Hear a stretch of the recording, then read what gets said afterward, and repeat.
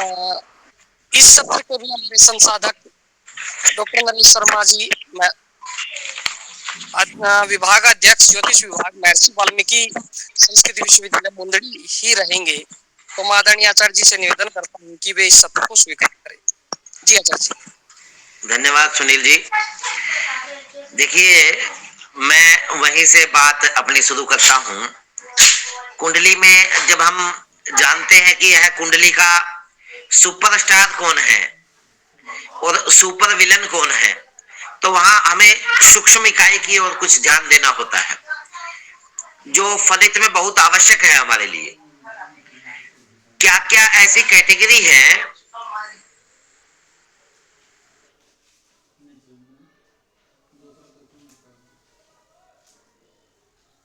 क्या क्या ऐसी कैटेगरी है जो व्यक्ति को शुभाशुभ फल देती हैं। कुंडली में फल परिपाक जब हम निकालते हैं तो किन किन चीजों को ध्यान रखा जाता है। तो कुंडली बनाने में 4 प्रकार का वर्ग कुंडलियां व्यवहार में प्रसिद्ध हैं। एक है षड वर्ग, एक है सप्त वर्ग, एक है दश वर्ग, एक है षोडश वर्ग। पुनः एक बार कहता हूं, षड वर्ग, सप्त वर्ग और दश वर्ग और षोडश वर्ग। षड वर्ग क्या है? षड वर्ग में गृही, गृही यानी जन्म कुंडली, होरा, होरा कुंडली, दरेशकांड कुंडली, नवांश कुंडली, द्वादशांश कुंडली और त्रिशांश कुंडली। यह 6 कुंडलियां होती हैं जिनके आधार पर व्यक्ति का शुभाशुभ फल जानते हैं। हाँ जी, कुछ कहना चाहते हैं? जी नहीं, वो गलती से अनम्यूट हो गया होगा। कोई बात नहीं, कोई बात नहीं, कोई बात नहीं, ठीक। अब षड वर्ग में क्या हुआ? गृही, होरा, देशकांड, नवांश, द्वादशांश और षोडशांश, द्वादशांश और त्रिशांश, यह 6 कुंडलियां षडवर्ग कहलाती हैं। अब गृही से सभी चीजों का विचार करते हैं, होरा से सुख संपत्ति का, देशकांड से भाई बहन और शरीर अंग विशेष का, गुण दोष का, और नवांश से व्यक्ति का रोजगार का और पत्नी इत्यादि के संबंध में विचार करते हैं, और द्वादशांश से माता पिता का, और त्रिशांश से यात्रा में रोग अरिष्ट इत्यादि का विचार करते हैं। यह विचार करते षडवर्ग। फिर सप्तवर्ग कुंडली आती है। सप्तवर्ग कुंडली में एक सप्तमांश कुंडली और जुड़ जाती है, और सप्तमांश मतलब कुंडली को 7 भागों में काटकर बनाई हुई कुंडली होती है, जिससे संतान का विचार करते हैं। अर्थात सप्तवर्ग में हुआ गृही जन्म कुंडली, होरा, देशकांड, देशकांड के बाद सप्तमांश, नवांश, द्वादशांश और त्रिशांश। फिर 10 वर्ग आता है हमारे पास, 10 वर्ग कुंडली। 10 वर्ग में 10 कुंडलियों के आधार पर शुभ अशुभ फल निकालते हैं। जैसे जैसे व्यक्ति की आवश्यकताएं बढ़ती है, संतान हुई तो सप्तवर्ग बनाना ही पड़ेगा। संतान जब तक नहीं है तब तक आपका षडवर्ग से काम चल जाएगा। संतान चाहते हैं तो सप्तवर्ग बनवाना पड़ेगा। फिर संतान जब आ जाती है तो फिर 10 वर्ग की आवश्यकता पड़ती है कुंडली की। 10 वर्ग में क्या है, 3 कुंडलियां और बढ़ जाती हैं। उसमें एक गृही, होरा, देशकांड, देशकांड के बाद सप्तमांश, नवांश, द्वादशांश, नवांश के बाद दशमांश, दशमांश कुंडली एक और आएगी, द्वादशांश, षोडशांश, त्रिशांश और त्रिशांश के बाद षष्ट्यांश कुंडली। ये 10 कुंडलियों के आधार पर शुभाशुभ फल करने की विधि है। अब देखिए क्या क्या विचार क्या क्या करेंगे। गृही से सभी चीजों का विचार, होरा से सुख संपत्ति का विचार, फिर देशकांड से रोग का, शरीर अंग विशेष का विचार या भाई बहन का विचार, फिर सप्तमान से संतान का विचार, नवान से विचार करेंगे पत्नी का और व्यक्ति का, नौकरी इत्यादि का। दशमान से आकस्मिक लाभ, लॉटरी, सट्टाबाजी, ये सब शेयर मार्केट इत्यादि, ये दशमांश कुंडली है। द्वादशांश से माता पिता, फिर षोडशांश बीच में एक षोडशांश रही, षोडशांश द्वादशांश माता पिता, षोडशांश से वाहन का विचार करते हैं, और फिर वही तिशांश से रोग अरिष्ट यात्रा इत्यादि का, और षष्ठ्यांश से सभी चीजों का विचार करते हैं। अब षोडश वर्ग कुंडली आती है। अब षोडश वर्ग कुंडली में 16 कुंडलियां होती हैं जिनके आधार पर शुभाशुभ फल विचार किया जाता है। गृही सभी चीजों का विचार करने के लिए, होरा सुख संपत्ति का, देशकाल भाई बहन या अंग विशेष में रोग अरिष्ट का, फिर चतुर्थांश कुंडली जो सबसे महत्वपूर्ण कुंडली है। चतुर्थांश कुंडली को 4 भागों में बांटकर उसको बनाने की विधि है। चतुर्थांश से भाग्य का विचार करते हैं। सप्तमांश, सप्तमांश से संतान का, नवांश, नवांश से वही पति पत्नी का और साथ में रोजगार इत्यादि के बारे में। फिर उसके बाद दशमांश से आकस्मिक लाभ का, द्वादशांश से माता पिता, षोडशांश से विचार करते हैं वाहन का, वाहन किस तरह का ले, किस कलर का रहे, ये वाहन के संबंधित जितने भी उपक्रम हैं वो सारे षोडशांश से ही देखना चाहिए। फिर है विषांश, विषांश से उपासना का, पूजा पाठ का। फिर चतुर्विशांश, चतुर्विशांश से विचार करते हैं कि क्या पढ़ाई करे या क्या शिक्षा ले, क्या दीक्षा ले जो फ्रूटफुल हो। कई लोग डॉक्टर हैं लेकिन प्रॉपर्टी डीलर का काम कर रहे हैं, कई इंजीनियर हैं, पता चला कि इंजीनियर का काम ही नहीं कर रहे, कई लोग बीएड किए हुए हैं, कुछ फल की रेडी लगाए, मतलब कि वह नहीं कर रहा सीखा हुआ काम, तो इसका मतलब उसने सही शिक्षा नहीं ली अनुकूल। यदि वह चतुर्विशांश कुंडली यदि दिखाता, उसे सही विद्या का निर्णय करवाता कि कौन सी विद्या उसके लिए फलकारी होगी, तो निश्चित रूप से वह और ज्यादा उपयोगी कर सकता था उस चीज को। तो उसके बाद सप्तमांश, सप्तविशांश, क्षमा करें, चतुर्विशांश के बाद सप्तविशांश, उसी को भांश भी कहते हैं। भा ज्योतिष शास्त्र में 2 अर्थों में प्रयोग किया जाता है, एक नक्षत्र के, एक राशि के। यहां पर नक्षत्र के अर्थ में है। भांस कुंडली द्वादशांश को भी कह सकते हैं क्योंकि राशियां 12 है, यदि राशि के अर्थ में लेंगे। परंतु रूढ़ भांस कुंडली रूढ़ हो गई है सप्तविशांश के लिए, उससे बलाबल का विचार करते हैं, शरीर के बलाबल का। वही तिशांश से रोग अरिष्ट इत्यादि का। फिर खा वेदांत से मानसिक बलाबल का। एक हुआ शारीरिक बलाबल सप्तविशांश से या भान से, और चतुर्विशांश उसको खा वेदांश भी कहते हैं। खा मैंने शून्य, वेद यानी 4, 40वां हिस्सा कुंडली का। फिर अक्षवेदांश, अक्षवेदांश या पंचत्वारिंशांश कुंडली उसको कहते हैं वह।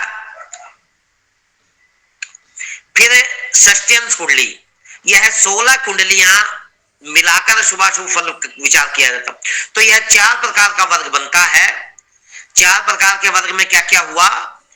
षड्वर्ग, सप्तवर्ग, 10 वर्ग और षोडश वर्ग। देखिए, यदि कोई पूछता है कि षड्वर्ग, तो षड्वर्ग जैसी जैसी आवश्यकता है उस हिसाब से कुंडलियां अधिक से अधिक बनती हैं और सूक्ष्म फल विचार करने के लिए विधियां प्रतिपादित होती हैं।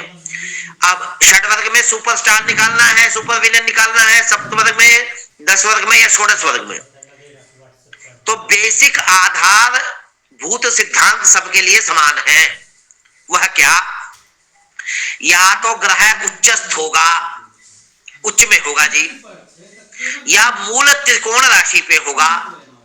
यह मूल त्रिकोण त्रिकोण नहीं है मित्रों, पंचम नवम भाव के लिए नहीं। मूल त्रिकोण एक कैटेगरी है जहां ग्रह सेकंड नंबर का बलवान होता है, सबसे बली उच्च में, और दूसरे नंबर पे मूल त्रिकोण में। तीसरा कैटेगरी है वह है स्वगृही, जब अपनी राशि में होता है। फिर उसके बाद अति मित्र की राशि में, मित्र की राशि में सम, शत्रु, अति शत्रु, नीच, ये कैटेगरी है, ये क्लासिफिकेशन है सुपरस्टार जानने के। अब सूर्य को हम जन्म कुंडली में देखते हैं कि क्या पोजीशन है, उच्च का है, उच्च का। अब उच्च का ग्रह क्या फल देगा? उच्च का 100% फल करता है।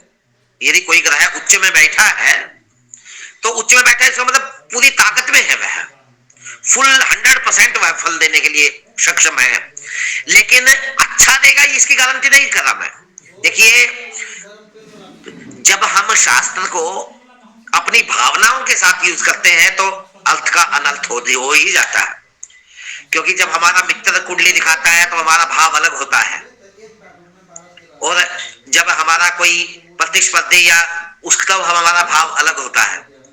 तो यहाँ पर बिल्कुल ट्रांसपेरेंसी से, इसीलिए मैं जिन गुरु का शिष्य रहा उन्होंने हमेशा एक ही बात कही, प्रोफेशनलिज्म होना चाहिए बेटा।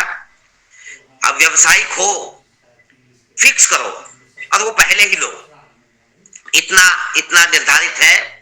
हालांकि कोई ज्ञान की कोई कीमत नहीं है, परंतु आप एक स्टैंडर्डाइज पैरामीटर मेंटेन करो, उस पैरामीटर्स के अनुसार ही व्यक्ति का देखो। इससे वह आपके द्वारा बताए गए ज्ञान राशि पर भी महत्व देगा, ध्यान देगा।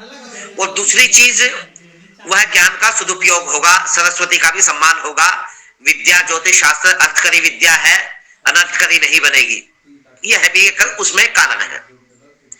तो क्लासिफिकेशन को समझने में बहुत सावधानी रखना चाहिए। उच्च का होने का मतलब है 100% फल देने के लिए सक्षम। अच्छा देगा कि बुरा?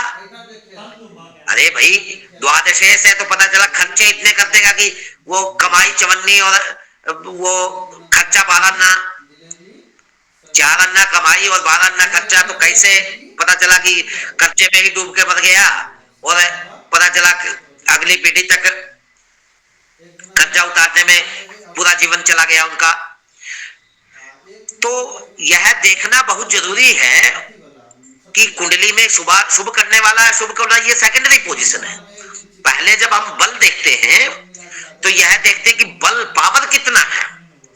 तो पावर जब देखते हैं तो सबसे बड़ी पावर हुई उच्च में 100%। फिर वही मूल त्रिकोण में होगा तो 75% पावर है, स्वगृह में 50% पावर है, वही अति मित्र में 37.5%, मित्र में 25%, फिर मित्र के बाद सम में 12.5%, फिर सम के बाद आता है शत्रु में 6.25%, फिर उसके बाद अति शत्रु में 1.52% या कुछ उसका हाफ 3.25 का।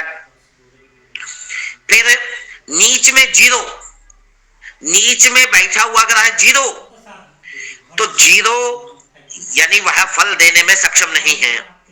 बहुत लोग दुखी हो जाते हैं, मेरा ये ग्रह नीच का है। अरे भाई देखो तो वह नीच का क्या आपके लिए अच्छा कर सकता है कि बुरा कर सकता है। यदि आपका सस्टेस नीच का है तो अच्छा ही है, रोग होगा नहीं, रोग 0 है, प्रतिस्पर्धा है ही नहीं, जहां जा रहे हो राजा बन जा रहे हो, जहां जा रहे हो वहीं गद्दी मिल रही है। तो देखिए, शुभाशुभ फल करने का विवेक का विचार कल डॉक्टर नवीन शर्मा जी ने बड़े अच्छे से बताया होगा निश्चित रूप से। मैं केवल कुंडली के कितने प्रकार है उसमें वेरिएशन को कैसे जानना है उस पर कुछ इंडिकेट करता हूं। तो एक उदाहरण बताता हूं, तेजी बच्चन। कौन कौन जानता है तेजी बच्चन कौन है? तेजी बच्चन कोई जानता है? हरिवंश राय बच्चन को कौन जानता है? जी सर, मैं जानती हूँ। अमिताभ बच्चन के फादर हैं। हाँ, तो अमिताभ की माता जी का नाम तेजी बच्चन है जी। तो क्या हुआ, तेजी बच्चन 1981-82 में प्रोफेसर के.एन. राव साहब के पास गई। उस समय बच्चन साहब, हरिवंश राय बच्चन साहब की तबीयत कुछ ठीक नहीं थी, लगभग 10-15 दिन हो गए थे, लगातार खराब चल रही थी। तो वह चिंतित थी कहीं ऐसा तो नहीं कि कोई घटना हो जाएगी। तो वह लेके गई कुंडली। तो उन्होंने देखा कि अरे ये तो 17-18 दिन की कुछ दशा खराब था, जो सूक्ष्म प्राण दशा में 17-18 दिन कुछ गड़बड़ है। तो उन्होंने कहा कि 1-2 दिन का और कष्ट है, उसके बाद ठीक हो जाएंगे। अब स्त्री गृहिणी इसीलिए कही जाती है, वह एक एक चीज से एक काम कभी नहीं करती। नमक को वह पेस्ट में भी ले आती है और नमक को खाने में भी यूज कर लेती है, और चोट लग जाती है तो सूजन इत्यादि को दूर करने में भी वह गर्म पानी में डालकर उसको प्रयोग करवा लेती है। तो वह कहती है कि लगे हाथ आप अमित का भी तो बता ही दीजिए। तो अब उनकी कुंडली तो लेके नहीं गई थी, क्योंकि चिंता इतनी ज्यादा थी हरिवंश राय बच्चन की।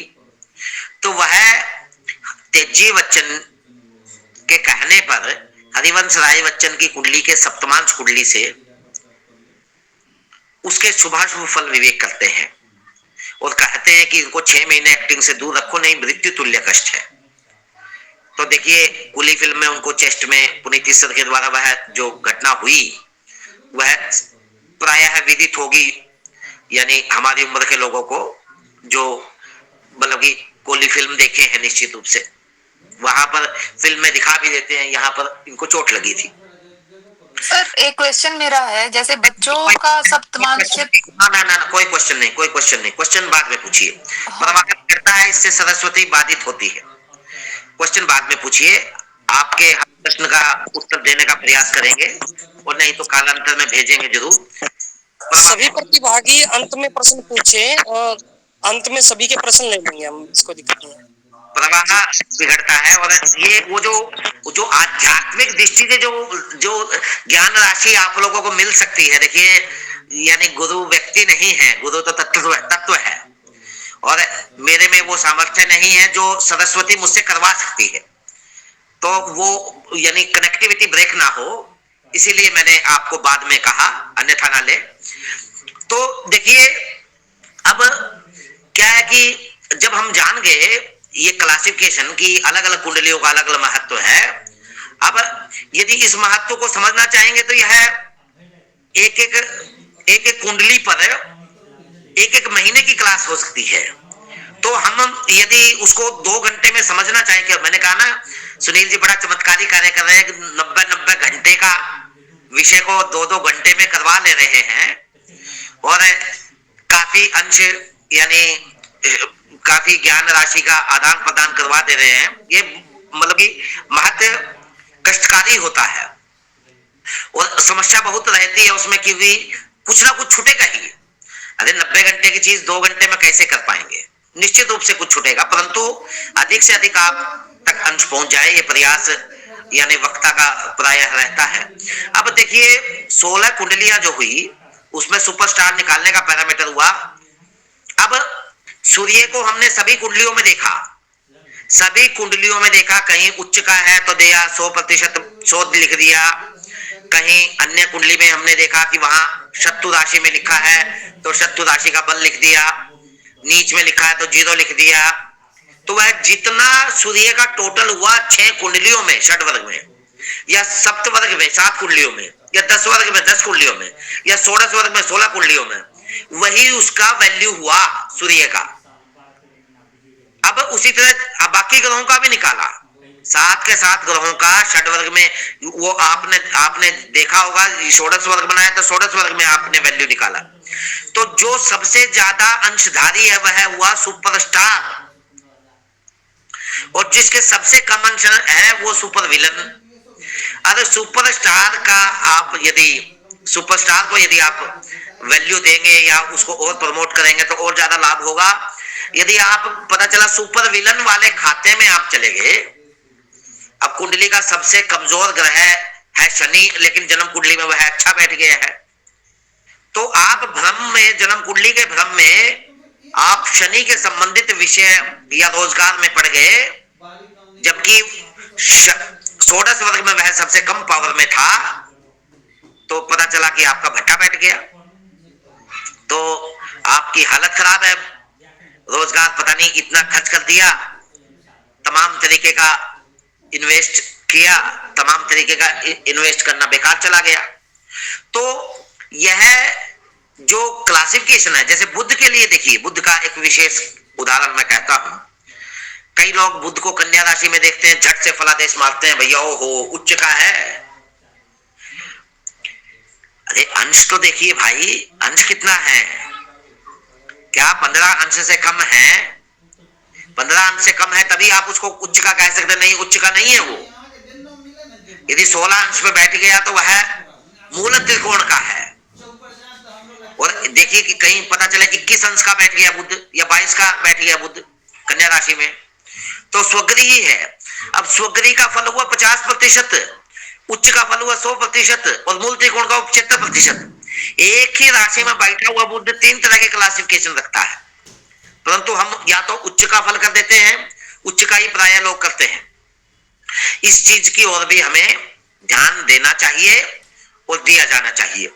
अब मैं वह चैलेंज आप लोगों के सामने रखता हूं जो चैलेंज मुझे लगता है हर ज्योतिष पढ़ने वाले के सामने आता है, और किसी ना किसी रूप में किसी को जल्दी मिल जाता है वह प्रश्न, किसी को थोड़ा विलंब से मिलता है कि एक ही समय पैदा हुए दो जातकों का कुंडली एक होने पर फलादेश एक क्यों नहीं? एक दो कोई बताना चाहे तो कह सकता है, नहीं तो फिर मैं आगे बढ़ूंगा। 1 मिनट का समय है, यदि कोई कुछ कहना चाहे। सर क्या कर्म होते हैं उनके? नहीं उनका तो जी मैं लाल किताब हो जाएगा और 3 सेकंड में जी। हाँ जी, हाँ जी, कहिए कहिए एक एक। हाँ मैं बोल सकता हूँ? हाँ जी कहिए आदित्य जी, फिर आपको इसके बाद कहते हैं। हाँ मैं ये बताना चाहता हूँ, जैसे लाल किताब में लिखा है लगन का गुरु एक राजा एक फकीर, उनमें भेद रहा अगर 2, 5, 12 में गुरु के शत्रु राहु बुध शुक्र है तो गुरु फकीरी का हालात देगा। अगर उनमें मित्र सूर्य और चंद्र हैं तो वो राजसी हालात पैदा करेगा। लगन का ही गुरु एक ही राशि का। देखिए आपने बहुत अच्छा बताया, परंतु मेरा प्रश्न पूरी तरह पहुंचा नहीं। आदित्य जी आप भी कहिए, आदित्य जी भी कुछ कहना चाहते, फिर मैं कहूंगा आपकी बात। गुरु जी मैंने ये कुंडली मैं खुद भी देखी है, एक कुंडली देखी है मैंने बरवाड़े में। वे 2 समय थे लेकिन उनका मैंने देखा तो उनका 2-3 सेकंड में नवांश और चलित कुंडली थी वो चेंज हो गई थी। वो मैंने एक किताब में पढ़ा है व्यवहारिक ज्योतिष में, उसमें बताया गया कि अगर एक ही समय में 2 बच्चों का जन्म है तो उसमें नवांश और चलित कुंडली देखो उनका चेंज होगा, हर 3 सेकंड में नवांश चेंज हो जाता है।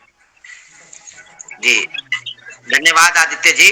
अभी मैं उसी बात को वहीं से उठाता हूं। देखिए इस प्रश्न का उत्तर है, जो गणित को समझता है वह बहुत अच्छा दे सकता है। एक लग्न मोटा मोटा एक लग्न 120 मिनट का मानते हैं, हालांकि 120 मिनट का नहीं होता। मेष और मीन लगन 87 मिनट के हैं और वही सिंह और वृश्चिक लगन 150 मिनट का होता है, परंतु मान लेते हैं 120 मिनट का है।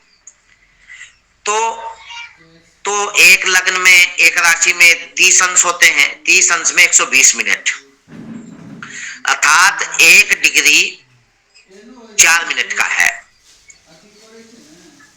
1 डिग्री 4 मिनट का है, अर्थात 15 कला 1 मिनट का हुआ। अब ध्यान से देखिए, पहले तो संभावना देखिए, क्या एक ही गर्भ से 2 बच्चे एक ही समय में पैदा हो सकते हैं? नहीं, असंभव है। एक पहले आएगा, नॉर्मल डिलीवरी है तो एक पहले आएगा, उसके आने के 2-3 मिनट बाद दूसरा होगा। तो दो अलग अलग टाइम हुए, एक टाइम नहीं हुआ। कुंडली एक भले ही लगे परंतु एक नहीं है, वो गणित को जानने वाले जानते हैं। पहले मैं एक बार क्लासिफिकेशन कर दूं, उसके बाद मैं स्पष्ट करूंगा चीज को। पहला नंबर तो कुछ मिनट का अंतर हुआ, एक ही गर्भ से 2 बच्चे पैदा नहीं हो सकते, इसको कहते हैं परिस्थिति। एक ही गर्भ से 2 बच्चे पैदा नहीं हो सकते। दूसरी चीज, मान लीजिए एक बच्चा पैदा हो जाए तमिलनाडु में और दूसरा बच्चा पैदा हो जाए जम्मू में, और सेम दिन सेम मिनट सेकंड पे पैदा हो गया, तो एक जम्मू कश्मीर में पैदा हुआ, दूसरा पैदा हुआ तमिलनाडु में, तो यहाँ पर देश का अंतर हो गया। देश की परिभाषा होती है, देखिए, यो यत्र निवसति तत्रैव देशः स्वदेशः वा। देश का मतलब ये न मत समझिए कि अरे ये तो प्रांत हुए। देश का मतलब एक गांव को भी देश की उपाधि दी जा सकती है। मतलब कि देश का अंतर मतलब एक स्थान का अंतर हो गया। देखिए, स्थान का अंतर होने से तमिलनाडु और जम्मू कश्मीर में कुंडलियों में अंतर होगा, क्योंकि मैं पहले एक उदाहरण दिया था कि दोनों में एक बड़ा डिफरेंस होगा, और वो डिफरेंस कैसे होगा ये हम देख चुके हैं। दूसरा जो पॉइंट है, पहला हुआ देशों का अंतर होने से कुंडली अलग अलग हो जाएगी, एक ही मिनट सेकंड पे होने पर भी। दूसरी चीज, एक ही हॉस्पिटल में हो जाए, मान लीजिए एक ही हॉस्पिटल में संभव है, जिंदल हॉस्पिटल में गए, दो पेरेंट्स, उनकी डिलीवरी होनी है, दोनों का बिल्कुल एक टाइम पे हो गया। ये सबसे चैलेंजिंग है। एक ही समय में एक ही हॉस्पिटल में, और यदि हॉल बना है, मान लीजिए हॉल है, उस हॉल के अंदर दो बिल्कुल बगल बगल के बेडों पे दो अलग अलग बच्चे पैदा हो गए सेम मिनट सेकंड पे। बिल्कुल गजब। देशों का अंतर नहीं रहा, काल का अंतर नहीं रहा, क्योंकि काल का भी अंतर नहीं रहा, क्योंकि काल का अंतर होता, क्योंकि एक ही गर्भ से दो बच्चे पैदा हुए तो काल का अंतर हो गया था, परंतु यहाँ काल का भी अंतर नहीं हुआ, तो दोनों की कुंडली एक होगी। तो क्या कोई कहेगा इसका फलादेश एक होगा कि नहीं? नहीं होगा सर, फिर भी। फिर भी नहीं होगा। क्यों? माता पिता के संस्कार, पिछला जन्म, सब पिछला जन्म, खुद के कर्म। बिल्कुल। देखिए, माता पिता के संस्कार तो कुंडली में दिखेंगे नहीं, परंतु जो महत्वपूर्ण विषय है, देखिए, एक है और एक नहीं, इसको देखिए कैसे है। दोनों की कुंडली एक है और एक नहीं। जन्म कुंडली में लग्न दशम भाव से प्रभावित है, एक कुंडली ए। कुंडली बी में भी दशमेश लगन से प्रभावित है, या लग्नेश दशम से प्रभावित है। दोनों ही कुंडली में योग बिल्कुल समान है जी, परंतु एक का पिता है 6 फीट का और एक का पिता है 5 फीट का। तो बच्चा पिता के रंग रूप स्वरूप को धारण करता है। इस तरह की स्थिति में तो दोनों की कुंडली में फलादेश सेम है बिल्कुल, कि पिता के रंग रूप को धारण करेगा, परंतु एक 6 फीट के अनुसार और एक। अब वही चतुर्थेश का संबंध यदि लग्नेश से हो गया और द्वादशांश में भी कुछ इस तरह की स्थितियां मिल रही है, तो फिर वहां पर क्या हुआ, वहां पे ये स्थिति उत्पन्न हो गई कि माता का रंग रूप स्वरूप धारण करेगा, स्वभाव प्रकृति धारण करेगा। अब पता चला एक की माता तो अनपढ़ है और एक की बहुत शिक्षित है, अर्थात एक की माता कुछ ऐसा काम करती है जो क्रिएटिव है और दूसरे की माता रटन वाले चीजों का करती है। तो दोनों में एक की माँ बहुत गोरी है, एक की काली है, या एक की मोटी है। तो फिजिक का मतलब कहा ना, लगन से संबंधित जितनी चीजें हैं वो सारी एक्सचेंज हो गई लगन में। चतुर्थ भाव लगन ही हुआ माता के लिए, तो माता का के लिए तो चतुर्थ भाव लगन ही है, हमारे लिए भले ही चतुर्थ हो। लगन हमारे लिए लगन है, शरीर है, परंतु माता का तो पुत्र है वो। देखिए, इस चीज को जब आप ध्यान दे लेंगे तो कभी आप ये समस्या नहीं पड़ेंगे। देश, काल और परिस्थिति, ये 3 चीज बहुत ध्यान रखनी होती है। इनको ध्यान रखने के बाद ही हम फलाफल कर सकते हैं। इसीलिए पहले जो कुंडलियां बनती थी, मैं हाथ की बनाई हुई कुंडली को हमेशा प्रेफर करता हूं, और पुराने परंपरा के लोग भी करते हैं। क्यों करते हैं उसका कारण समझिए।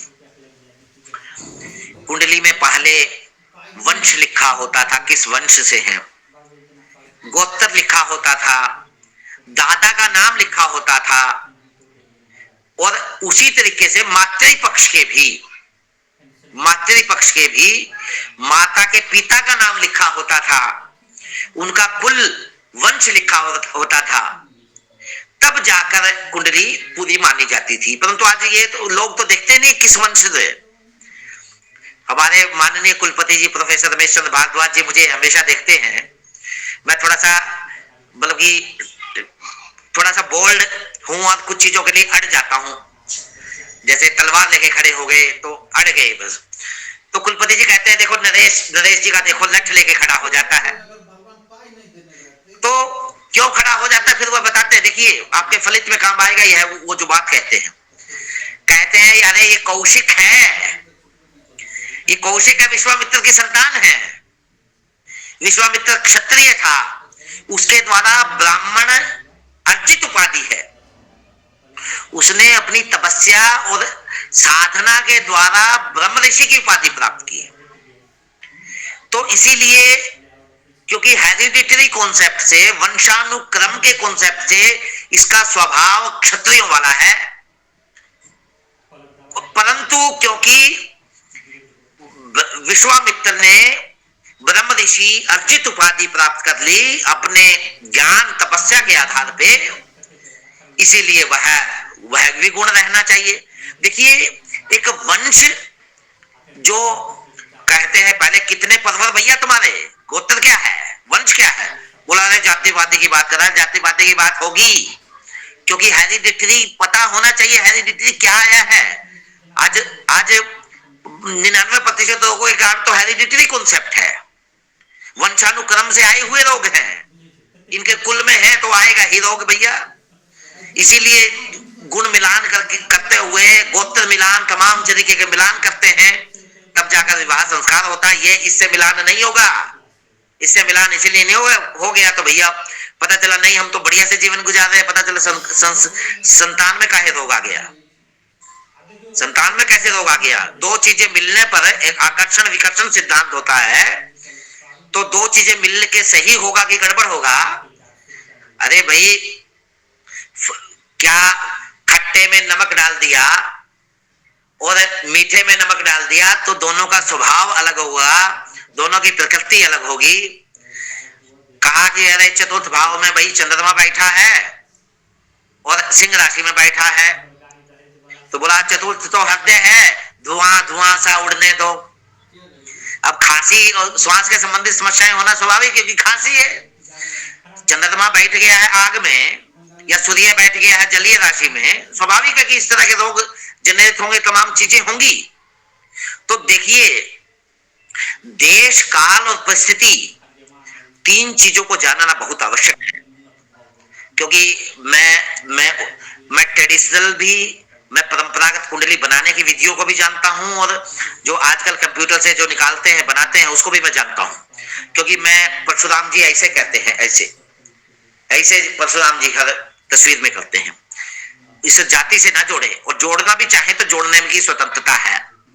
क्योंकि ज्ञान की राशि कहीं से भी लेना चाहिए, कहीं से भी यदि हमको ज्ञान और विवेक हमारा जागृत हो रहा है तो हमको कहीं से भी लेना चाहिए। साफ कहते हैं शस्त्रे शास्त्रे च कौशलम, शस्त्र में भी हमारा होना चाहिए अधिकार, उस शास्त्र में भी होना चाहिए। अब शास्त्र में तो हम जान गए कि ऐसे ऐसे कुंडली बनेगी, ये पंचांग है भैया, पंचांग के आधार पर ये हमने ग्रह स्पष्ट कर दिए आज के, जिस समय बच्चा पैदा हुआ उस समय के ग्रह बना दिए, उस स्थान का अक्षांश रेखांश लेते हुए ग्रह बना दिए, उसी स्थान की कुंडली बना दी। और कुंडली बनाने के बाद अब फलादेश कर रहे हैं। जब फलादेश कर रहे हैं तो अरे किसी ने कहा कि ये कुंडली कैसे बना दी है, तो सब आपका मन गढ़ंग है। अब उस मन गढ़ंग को मैं आपको दिखा देता हूं, इसका मैं एक बार प्रदर्शन मैं करता हूं आपको।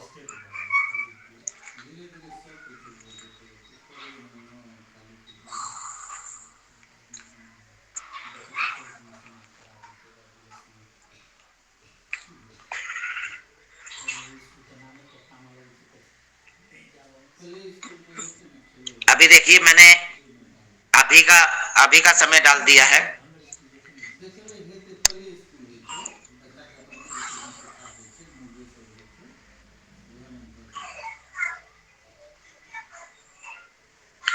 अभी का समय मैंने डाल दिया और इसमें पंचकूला मैं एक बार डाल देता हूं। एक बार आप इसको ध्यान से देखिए।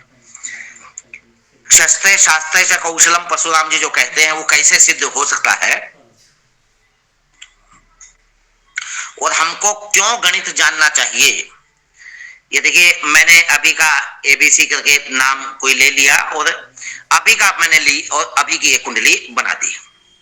अब देखिए, पहले खाने में 3 का अंक लिखा है। अब पहले खाने में 3 का अंक अर्थात मंगल लगन में बैठा है। इसको समझिए, पहले खाने में 3 का अंक का मतलब मिथुन राशि लगन है। और यदि इसको हम किसमें डिवाइड करें, दिशाओं में डिवाइड करें, तो पूर्व में इस समय मिथुन राशि है। अर्थात हमारी धरती के पूर्व में इस समय मिथुन राशि टच हो रही है। और आकाश में अर्थात हमारे सर के ऊपर इस समय शुक्र और राहु बैठे हैं, अर्थात 10वें खाने में। और पश्चिम की ओर, दक्षिण से पश्चिम के बीच में सूर्य और शनि विराजमान हैं। और जहां हम बैठे हैं उसके जस्ट नीचे, अर्थात धरती के नीचे, अर्थात धरती तो अंडाकार है ना, बीच में अंतरिक्ष में अटकी हुई है, उसके बाहर नीचे के हिस्से में चंद्र और केतु विराजमान है। और पूर्व से थोड़ा सा ऊपर बृहस्पति है। ये स्थिति जन्म की डेट और टाइम डालने से बनी। दोबारा देखिए, इसको समझिए अच्छे से, क्योंकि इस पे ध्यान अच्छे से देंगे तभी ये आएगा। शस्त्र शास्त्र कौशलम करना चाहते हैं तो इसको ध्यान देने पे ही होगा।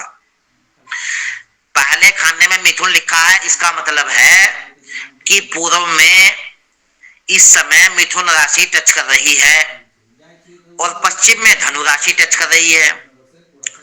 और ऊपर सर के ऊपर मीन राशि टच कर रही है और नीचे कन्या राशि टच कर रही है। और लगन में मंगल बैठा, अर्थात पूर्व में मंगल है इस समय। पूर्व से कुछ ऊपर, धरती के कुछ ऊपर बृहस्पति है, क्योंकि आकाश के 2 भाग है मित्रों, एक दृश्य भाग, एक अदृश्य भाग। दृश्य भाग वह है जो 3, जैसे 3, 2, 1, 12, 11, 10, 9, ये जो राइट साइड का जो खाने हैं ये दृश्य हैं। जो लेफ्ट साइड का जो खाने हैं सामने देखने पर 8, 7, 6, 5, 4 जहां लिखा है, ये अदृश्य भाग है। अर्थात इस समय जो नहीं दिख रहा भाग हमको है, जो नहीं दिख रहा तो भी है, तो जो दिख रहा है उसमें दिख ही रहा है जो बैठे हैं। अब इसी को देखिए, ये तो मैंने कुंडली बनाई है अभी का टाइम लेके। अब इसी को मैं एग्जिट कर दिया। अब देखिए, मैं चला गया स्काई मैप पे। ये स्काई मैप सैटेलाइट के जरिए चलने वाला एक सॉफ्टवेयर है। अब जो आकाश के अंतरिक्ष ग्रहों की स्थिति को दिखाता है। अब यहां पर मैंने पंचकूला ले लेता हूं, PANCH, ये पंचकूला ले लिया हमने यहां।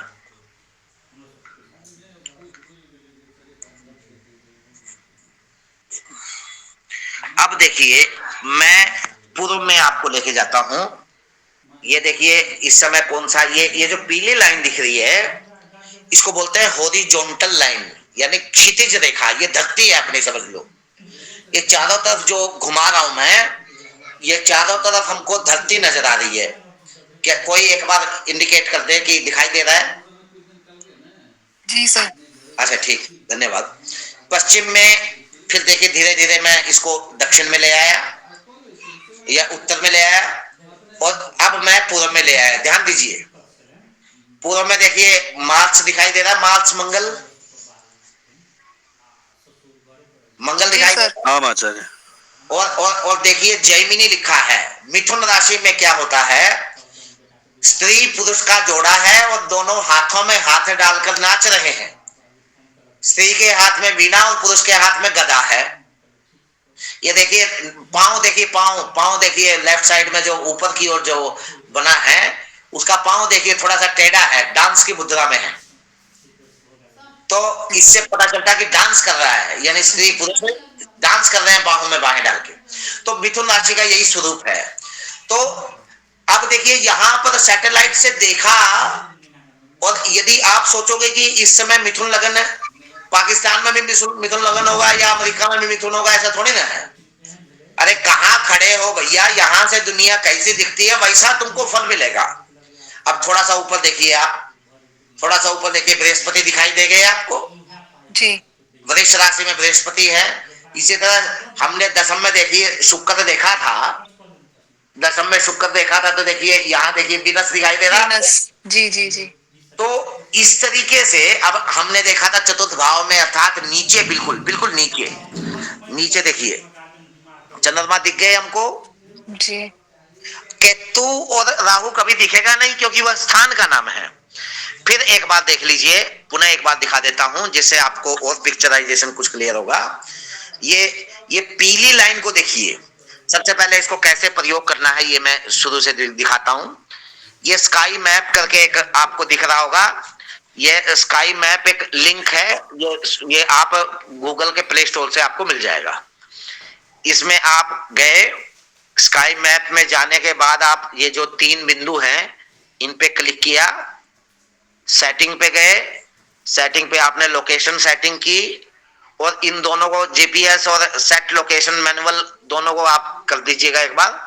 और यहां हमने स्थान डाला पंचकुला, क्योंकि सुनील जी कार्यक्रम करवा रहे हैं तो इसीलिए पंचकुला के ही ग्रह हम दिखा रहे हैं। अपने अपने स्थान पे देखोगे तो अपने अपने स्थान पे आपको कुछ कुछ हल्का फुल्का भिन्नता नजर आएगी, थोड़ी थोड़ी ही नजर आए भले ही। तो पंचकुला के ग्रह हमें देखने हैं। अब यहाँ देखिए नीचे आपका पंचकुला का लैटिट्यूड लॉन्गिट्यूड भी दिखा दिया। और यदि फिर भी देखना चाहते हैं लॉन्गिट्यूड लैटिट्यूड, लैटिट्यूड पे क्लिक करेंगे, ये पंचकुला का लैटिट्यूड आ गया। और ये लॉन्गिट्यूड देखना चाहते हैं तो लॉन्गिट्यूड आ गया, और नीचे भी वैसे दिखाता है। अब ये पूरा का पूरा आकाश पंचकुला का खुल गया है, और नीचे दोनों।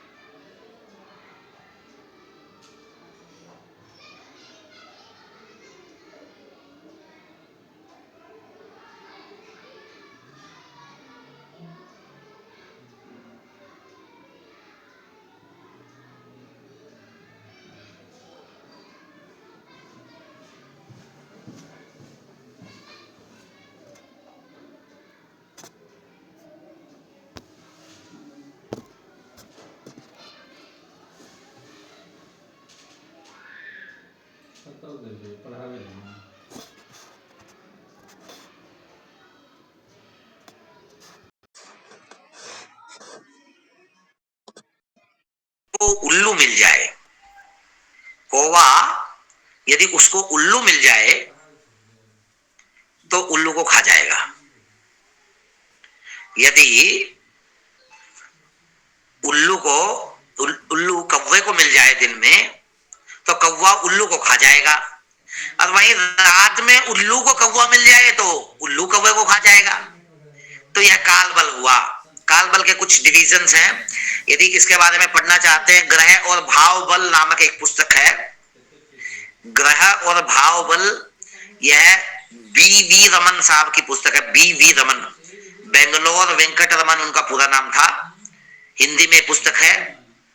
यदि शास्त्र में इसको पढ़ना चाहते हैं तो वरेद पाराशर होरा शास्त्र में भी इसको षडबल बनाने की विधि है। और एक ग्रंथ है, वो क्या बोलते हैं, जातक पद्धति नाम का ग्रंथ है। जातक पद्धति, केशवीय जातक पद्धति, आचार्य केशव के द्वारा लिखा हुआ ग्रंथ है। यदि शास्त्र में आप उस चीज को पढ़ना चाहते हैं तो केशवीय जातक पद्धति और वृत पाराशर होरा शास्त्र और जातक पारिजात इत्यादि ग्रंथों में आप उसको पढ़ सकते हैं। यदि आप चाहते हैं कि सहज और सरल रूप में आपको मिले तो ग्रह और भाव बल नामक पुस्तक है, मोतीलाल बनारसी दास का पब्लिकेशन है। ये बी.वी. रमन साहब की पुस्तक है, आप उसको ले सकते हैं। अब काल बल, चेष्टा बल, नैसर्गिक बल, दृग बल और दिग्बल। दिग्बल हुआ दिशाओं में, किस दिशा में कौन बली है भैया। दृग बल हुआ दृष्टि का बल। और स्थान बल, कौन किसके साथ बैठा है इसके आधार पर बल विवेक करने का विधि है। देखिए, जो एक बात युति के इस प्रसंग में मैं कहता हूं, कहा अरे भैया ये तो युति है इनकी, सूर्य मंगल बैठ के तो गजब युति है इन दोनों की, अग्नि कारक ग्रह है और सिंह राशि में बैठ के, मेष में बैठ के, वृश्चिक में बैठ के। इतना मात्र कहने से हम फलादेश की गठड़ी बांधना प्रारंभ करते हैं। मैं आपका ध्यान आकृष्ट कराता हूं बेटा, नहीं श्री नहीं, तो फलित की गठड़ी बांधना प्रारंभ करते हैं। हम कहते हैं कि भाई देखिए, ये सूर्य मंगल में इसमें बैठ गए हैं, युति है दोनों की। अरे भाई डिग्री अंश तो देखिए, सूर्य का अंश पता चला कि 3 है और मंगल का अंश पता चला कि उसका है 28। 3 और 28 में 25 अंश का अंतर है, बहुत दूरी है। और नक्षत्र के हिसाब से भी जब आप देखते हैं तो मेष राशि में जो नक्षत्र है अश्विनी, भरणी और कृतिका का प्रथम चरण, यह 9 चरण, क्योंकि अश्विनी के 4 चरण, भरणी के 4 चरण और कृतिका का 1 चरण, यह 9 चरण मिलाकर एक राशि बनती है। तो यह 9 चरण की एक राशि हुई, तो 30 अंश की एक राशि है, अर्थात एक चरण 3 अंश 20 कला, 3 अंश 20 कला के हिसाब से आगे बढ़ता है। तो हमने जब देखा 3 अंश का सूर्य मेष राशि में बैठा है, इसका मतलब अश्विनी नक्षत्र के प्रथम चरण में है। वहीं 28 अंश का जब मंगल बैठा है, वह कृतिका नक्षत्र में प्रथम चरण में बैठा है। तो दोनों में देखिए, अश्विनी, भरणी और कृतिका, एक नक्षत्र भी बीच में आ गया है। और चरण की तो बात आप छोड़ दीजिए। तो युति को क्लासिफाइड करिए। अब मान लीजिए मेष राशि में मंगल और सूर्य दोनों बैठ गए, और सूर्य 3 अंश का और चंद्रमा बैठ गया 11 अंश का। तो यह युति उस युति से बेहतर है जो 3 अंश का सूर्य मेष राशि पे और 28 अंश का मंगल मेष राशि में बैठा है। उस युति से बेहतर युति है यह, क्यों? क्योंकि एक नक्षत्र में दोनों है कम से कम, तो उससे बेहतर फल अनुकूल है या प्रतिकूल है इस स्थिति में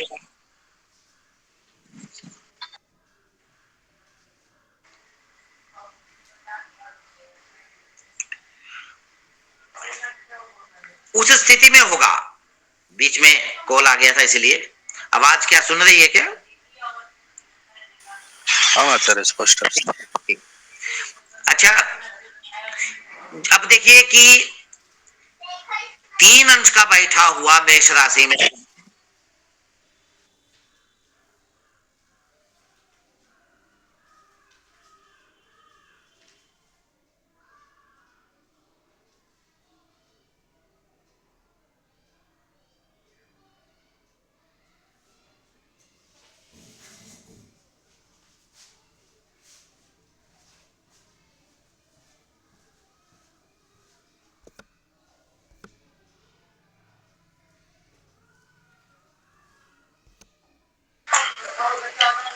अब मित्रों को आप समझा नहीं सकते हैं और सब समझ जाते हैं।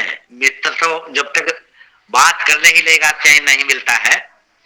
एक मित्र का फोन आ गया था बीच में, क्षमा करें। तो मेष राशि में 3 अंश का सूर्य और 28 अंश का मंगल बड़ा अंतर रख रहा था। तो वहीं यदि 3 अंश का सूर्य और 11 अंश का मंगल हमने रख दिया तो यह युति उस युति से बेहतर है, क्योंकि राशि भी एक हो गई और नक्षत्र भी एक हो गया। तो यहां उसकी अपेक्षा ज्यादा प्रभावी फल होगा। तो वही यदि 3 अंश 20 कला से कम मेष राशि पे सूर्य और चंद्र दोनों बैठ गए, सूर्य और मंगल दोनों बैठ गए, तो वह उनकी युति और प्रगाढ़ हुई,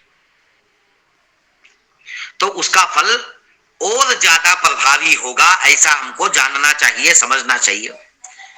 अब एक चीज और मैं आपको जो कहना चाहता हूं, युति किस किस के बीच में होती है? कहते हैं भैया रिश्ता जो है बराबर वालों में होता है, या संबंध जो है बराबर की टक्कर होनी चाहिए, या एक स्तर होना चाहिए, तभी होगा, नहीं तो रिश्ता नहीं हो पाएगा, संबंध नहीं बनेगा। तो वो स्टैंडर्डाइज्ड पैरामीटर क्या है? क्या उसका कोई आधार है क्या?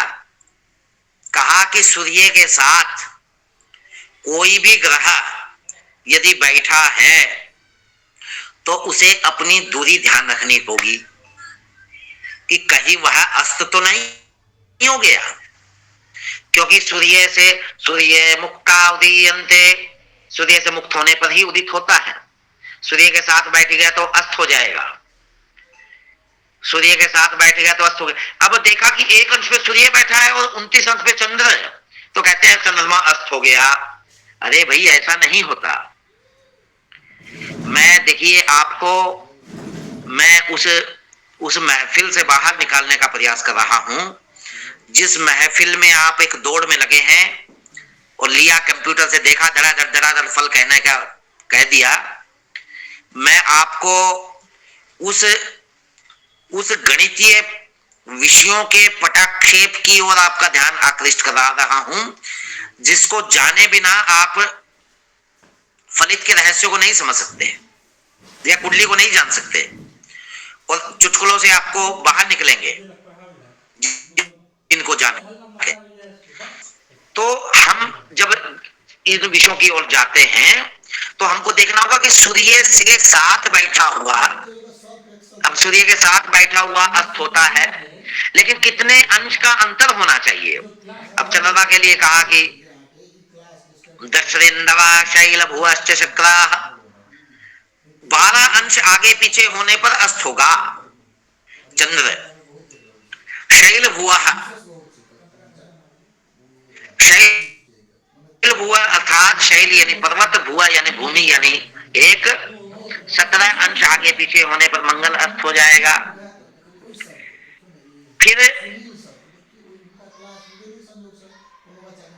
फिर क्या कहा?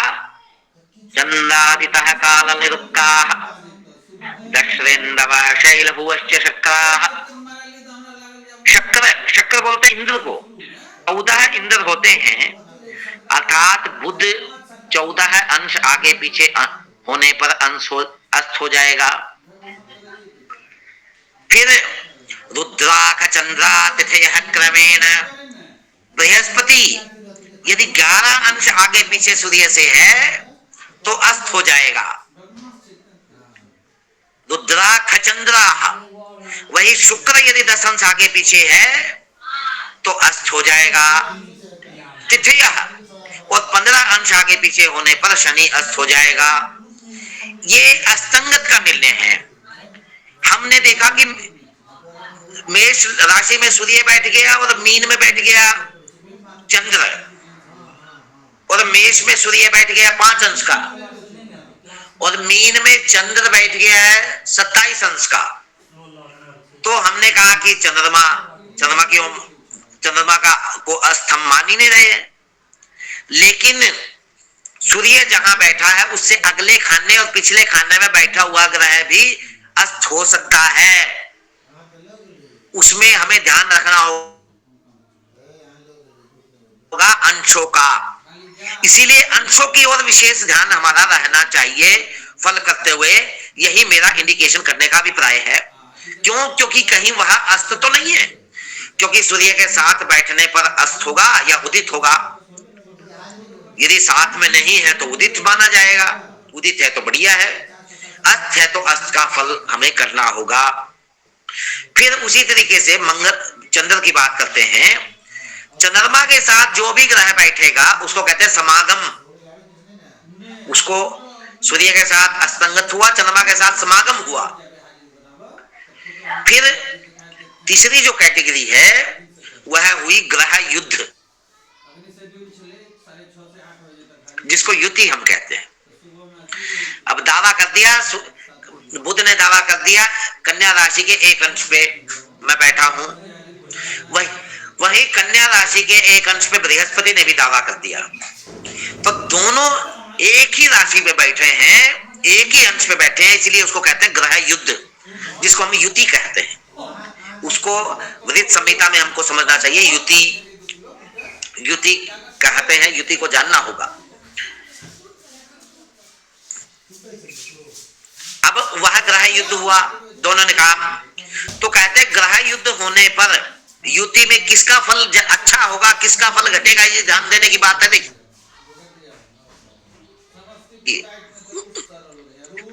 यदि आप इस चीज को जानेंगे तभी आप इस रहस्य को समझ पाएंगे। इसके लिए आपको सौर मंडल को जानना पड़ेगा। सौर मंडल में सबसे दूर शनि है, उससे कुछ नजदीक बृहस्पति है, उससे कुछ नजदीक मंगल है, फिर सूर्य है, फिर शुक्र, बुध, फिर चंद्र। इस तरह से कक्षा है भूमि से, यानी भूमि के सबसे नजदीक चंद्र है, फिर बुध, शुक्र, सूर्य के बाद फिर वो मंगल, बृहस्पति और शनि। ये क्रम हुआ। अब आप ध्यान दीजिए इस बात की ओर, बहुत महत्वपूर्ण है। जब ग्रह युद्ध हो गया तो कहते हैं कि जीतेगा कौन ग्रह युद्ध में। ऐसे ऐसे करके हमने एक सर्कल बना दिए, सबसे पहले चंद्रमा का, फिर ऐसे ऐसे सर्कल बना दी। कहा जो उत्तर दिगस्था विजयी, जो उत्तर में होगा वो विजयी होगा। अब उत्तर में कौन होगा? क्योंकि युद्ध किस किस के बीच में है? बुध और बृहस्पति के बीच में, क्योंकि पंचतारा ग्रहों में युद्ध होता है। जो 5 ग्रह बच गए, मंगल, बुध, गुरु, शुक्र और शनि, इनमें युद्ध होता है। ग्रह युद्ध किसको कहते हैं? चंद्रमा के साथ बैठा हुआ ग्रह वो कहलाता है कि समागम। सूर्य के साथ बैठा हुआ उसको कहते हैं उदयास्त। अस्त होगा या उदय होगा, यदि अंशों के अंदर होगा तो अस्त होगा। तो यहां पर जो ग्रह युद्ध है उसमें कौन विजयी होगा, इसको जानने के लिए क्या किया हमने? क्लासिफिकेशन किया। क्लासिफिकेशन करके हम जाने कि हमने देखा कि बुध किस पे बैठ गया? कन्या राशि पे। अब यदि ऐसे इस गोले के 2 टुकड़े करते हैं और ऐसे राशियां बिठाएं तो मेष, वृष, मिथुन, कर्क, सिंह, कन्या। अब कन्या राशि में बैठा है, यानी इधर की बाउंड्री में है, इधर की बाउंड्री उत्तर है, इधर की दक्षिण है। अब उत्तर में बैठा है, कौन बैठा है? दोनों ही उत्तर में बैठे हैं। तो अब देखिए, दोनों उत्तर में बैठने पर बुध की कक्षा क्या है? भूमि के नजदीक है, और बृहस्पति की कक्षा दूर है। तो ज्यादा उत्तर के नजदीक हुआ बृहस्पति, तो बृहस्पति यहां पर विजयी हो गया। वहीं यदि तुला राशि पे दोनों एक ही अंश पे होते, 15 अंश पे हैं दोनों तुला में, तो ग्रह युद्ध हुआ दोनों में। अब देखिए, बृहस्पति ज्यादा दक्षिण में, क्योंकि बृहस्पति की कक्षा बाहर है और बुध की उत्तर की ओर है। हालांकि बाउंड्री कन्या तक ही उत्तर की बाउंड्री थी, लेकिन बृहस्पति की अपेक्षा बुध उत्तर में है, इसलिए बुध वहां पर विजयी हो जाता है। बुध का फल ही घटेगा, बृहस्पति का फल वहां नहीं घटेगा।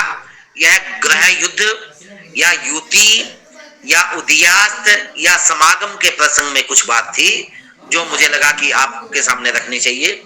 देखिए, यह कुंडली विज्ञान 2 घंटे, 2.5 घंटे, 3 घंटे में समझ लेना मतलब कि इतना सहज नहीं है। फिर भी मैंने कुछ विषयों को रखने का प्रयास किया है कि जिससे मैं आप लोगों का एक पिक्चराइजेशन कुछ क्लियर कर पाऊं। यह विषय गुरुमुख से या शास्त्रों की परंपरा से हमको पढ़ना चाहिए। अब मैं कुछ ग्रंथों के नाम आपको बता देता हूं, जिसको पढ़ के आप गणितीय प्रक्रिया को पुष्ट कर सकते हैं। पहला एक हिंदी में एक पुस्तक है, डॉक्टर नारायण दत्त श्रीमाली की पुस्तक है, जन्म पत्री रचना। डॉक्टर नारायण दत्त श्रीमाली की पुस्तक है, जन्म पत्री रचना। और यदि आप ग्रह बल और भाव बल को जानना चाहते हैं तो हिंदी में ही बीवी रमन साहब की एक किताब है, ग्रह बल और भाव बल। एक तीसरी किताब और है इसी प्रसंग में, सचित्र ज्योतिष शिक्षा नाम की पुस्तक है। इसका प्रारंभिक खंड जो BL ठाकुर के द्वारा लिखा हुआ है, बाबूलाल ठाकुर उनका नाम है, मोतीलाल बनारसी दास का ये पब्लिकेशन है। ये भी आसानी से उपलब्ध हो जाएगी, मोतीलाल बनारसी दास का। यदि PDF चाहिएगा तो ये समूह में जुड़े हैं तो कहेंगे तो मैं भेज दूंगा। कुछ पुस्तक मेरे पास PDF आपको उपलब्ध हो जाएगी। सुनील जी भेज देना प्लीज। आप भेज देंगे, कोई बात। फिर रही बात शास्त्रीय परंपरा में, यदि आप गणितीय विषयों को जानना चाहते हैं तो केशवीय जातक पद्धति नाम का ग्रंथ है जो जातक पद्धति के विषय में है। उसके बाद आप भारतीय कुंडली विज्ञान जो मीठालाल हिम्मतलाल ओझा का है, आसानी से उपलब्ध हो जाता है। फिर एक जन्म पत्री रचना विंदेश्वरी प्रसाद मिश्र की है, जन्म पत्री रचना, जन्म पत्र दीपक, क्षमा करें, जन्म पत्र दीपक नाम है। जन्म पत्री रचना तो नारायण दास श्रीमाली जी की है। जन्म पत्र दीपक ये विंदेश्वरी प्रसाद मिश्र की पुस्तक है, बड़ी अच्छी पुस्तक है, पतली सी, और गणित को जानने के लिए बहुत अच्छा आपको उसमें उपक्रम मिल जाएगा। भारतीय कुंडली विज्ञान, इसको भी जानने का एक अच्छा अवसर है। फिर इससे बहुत सारी विषयों को आप जान जाएंगे। और एक बृहत पाराशर होरा शास्त्र, बृहत पाराशर होरा शास्त्र, इसमें भी गणित को जानने के प्रारंभ में कई चैप्टर हैं जो गणित बनाने की विधि को आप अच्छे से समझ पाएंगे। एक ताजिक नीलकंठी, इसमें भी गणित के विषयों को जान जाएंगे। प्रश्नगण को बनाने के लिए होरा रत्नम नाम का ग्रंथ है, उसमें भी आप जान सकते हैं। प्रश्न प्रकाश, प्रश्न भूषण, ये भी कुछ ग्रंथ है जहां पर कुछ कुंडली बनाने की विधियों को समझ सकते हैं। तो ये कुछ ग्रंथ मैंने कहे जिनसे आप गणितीय प्रक्रिया को जान पाएंगे। और ये जो ग्रह युद्ध के संबंध में, समागम के संबंध में जो मैंने बात कही, इसी बात को देखिए जब वर्षफल कुंडली जानेंगे तो वहां इथशाल मुशरिफ आदि योगों में कन्वर्ट हो जाएगा वो। अब यदि इसी को आप युति में जानेंगे तो वृत पाराशर और जातक पारिजात इत्यादि ग्रंथों में आपको वो युति के फल के रूप में दिखाई देगा। तो यदि आप ग्रह युद्ध के संबंधित जानना चाहते हैं तो एक ग्रंथ,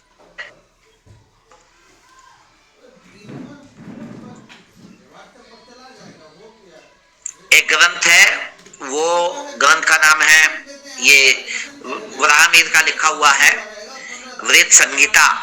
उसमें ग्रह युद्ध नामक एक चैप्टर है, ग्रह युद्ध। तो ग्रह समागम, ग्रह युद्ध नामक चैप्टर में आपको यह तमाम बातें मिल जाएंगी जो मैंने कही है।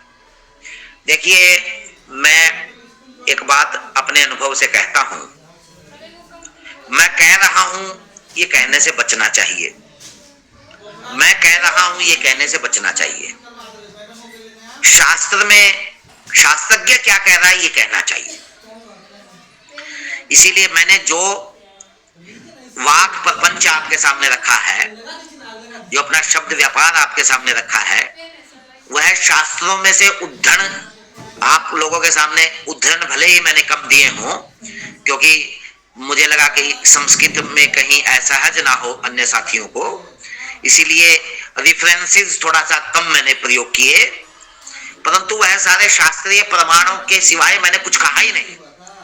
यदि ये कहा जाए कि मैंने अपना कुछ कहा ही नहीं, जो ऋषि मुनियों के द्वारा कही हुई वाक है, उस वाक कुसुम है, उसी को आप लोगों तक पहुंचाया है, तो उनकी ज्ञान राशि इतनी पुष्ट और इतनी सुदृढ़ है शास्त्रों की, जिसको हम जान सकते हैं, समझ सकते हैं और उसका प्रयास कर सकते हैं। इसीलिए ये कहने से बचना है कि मैं कह दे रहा हूं बस होके रहेगा, तो ये मतलब कि भले ही आप उतने प्रवीण, उतने दक्ष हो जाएं कई ग्रंथों को रचने के बाद, जानने के बाद, परंतु हमारी परंपरा श्रेय उस पीढ़ी को देने की है जिस पीढ़ी ने उसमें बहुत तपस्या की है और जिनकी वजह से हम इतना जान पा रहे हैं और जानने का प्रयास कर रहे हैं। इसीलिए निश्चित रूप से आप शास्त्रों का आलोड़न करें और अधिक से अधिक आलोड़न करें और बचें, ये सब चुटकुलात्मक किताबों को पढ़ने से बचें। जिस पुस्तक में रेफरेंस नहीं है, संस्कृत संबद्ध श्लोक नहीं है, उन किताबों को पढ़ने का परहेज करें। यदि क्योंकि आपको यदि नहीं पता होगा कि क्या पढ़ना है, तो कहीं ऐसा ना पढ़ जाए आप जो गड़बड़ है। यदि हिंदी में ही पढ़ना चाहते हैं तो बाबूलाल ठाकुर को पढ़िए, BL ठाकुर के नाम से है, मोतीलाल बनारसीदास में उनकी पहली पुस्तक प्रारंभिक सचित्र ज्योतिष शिक्षा प्रारंभिक खंड है। दूसरी उनकी पुस्तक है सचित्र ज्योतिष शिक्षा गणित खंड, दो पार्ट में है। यदि आप पंचांग बनाना भी सीखना चाहते हैं तो उससे सीख सकते हैं। यदि शास्त्रीय ग्रंथों के आधार पे आप कुंडली बनाना सीखना चाहते हैं तो वो भी सीख सकते हैं। गणितीय खंड है 2। तीसरी उनकी पुस्तक है सचित्र ज्योतिष शिक्षा के नाम से ही फलित खंड, उसके 3 पार्ट हैं। यदि फलित को जानना है तो उन 3 खंडों को आप पढ़िए। वो शास्त्र है, लेकिन हम कई बार संस्कृत में हमको क्लेश होता है पढ़ने में, हालांकि सहज है पढ़ना, लेकिन तब भी उतनी तपस्या हम नहीं कर सकते। हिंदी में जानना चाहते हैं विषय तो उनका फलित खंड आप पढ़ें, उसमें 3 पार्ट हैं, 3 पुस्तकें हैं। वहीं वर्ष प्रवेश के बारे में यदि फल जानना चाहते हैं तो उनका 4th खंड है वर्ष प्रवेश खंड, जिसमें वर्ष प्रवेश बनाने की विधि भी है और फल की भी। उसी तरह उन्हीं की एक पुस्तक है गोचर फल विधि, यानी फलित सचित्र ज्योतिष शिक्षा के नाम से ही है। फिर एक मुहूर्त खंड है उनका, फिर एक संगीता खंड है। यह बाबूलाल ठाकुर का, मोतीलाल बनारसीदास का पूरा यदि आप कलेक्शन खरीद लेते हैं तो ये आपके लिए उपयोगी होगा। हिंदी में यदि पढ़ना चाहते हैं, अलग अलग कोई विषय यदि आप पढ़ना चाहते हैं तो आपको ये जरूर पता होना चाहिए कि हिंदी में भी प्रमाणिक कौन सा ऐसा ग्रंथ है जिसको मैं पढ़ सकूं। कुछ भी पढ़ लेने से समस्या पैदा होगी। मैं कह रहा हूं इस तरह के लोगों से, चाहे मैं हूं या अन्य कोई भी हो, तो जरूर विकार आएगा और वो जरूर घातक भी हो सकता है। हो सकता है कोई 2-4 अनुभव मेरे इतने परफेक्ट हों जो जरूर आपके काम आए, परंतु वो आपको 2-3 वाला आकर्षण वो आपको समस्या में डाल सकता है। इसीलिए शास्त्रों को पढ़ना चाहिए, शास्त्रों की परंपरा का अध्ययन करना चाहिए। और मैं बहुत अप्रिशिएट करता हूँ, really appreciate mister doctor Sunil ji. इन्होंने बहुत बढ़िया उपक्रम चलाया, क्योंकि इनके उपक्रम की विशेषता मैं ये मानता हूँ कि इन्होंने शास्त्रीय ग्रंथों को रखा। हालांकि वो इतना आसान है नहीं, क्योंकि जो मुझे दिया गया था विषय, यदि उसको मैं गणितीय विषय को ही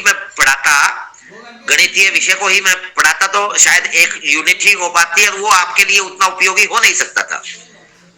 इसीलिए मैंने प्रयास किया कि उन सब विषयों को हम जाने, जिन विषयों को जानकर शायद हम वहां तक पहुंचने का प्रयास करेंगे जो बिल्कुल हमको सटीकता तक ले जाए।